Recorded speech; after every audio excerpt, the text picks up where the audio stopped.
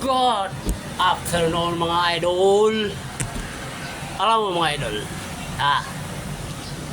yung mga loyalista, plastic,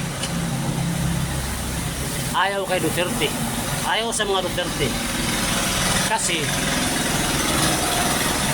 maka-China daw.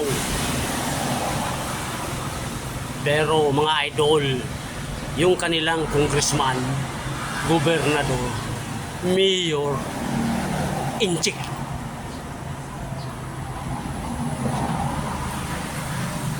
yan ang hirap sa mga loyalist.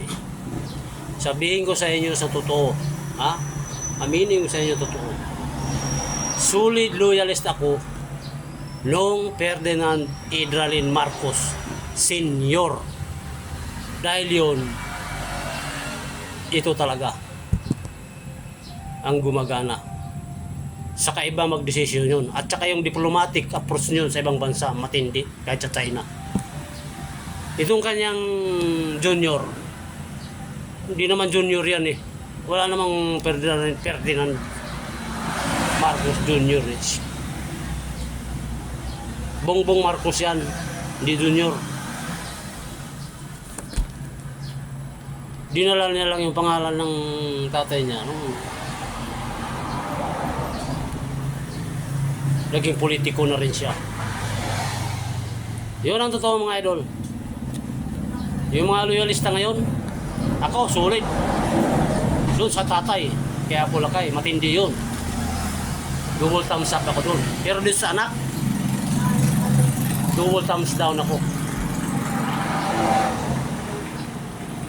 Pinangalandakan nila. Galit na galit sila sa China. Wala kasing alam sa diplomatic approach.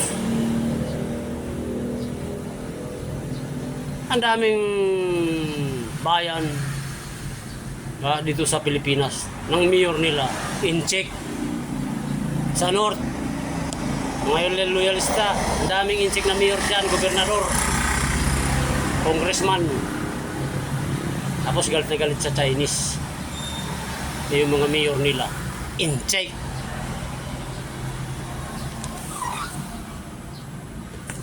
Yan ang hirap sa inyo eh.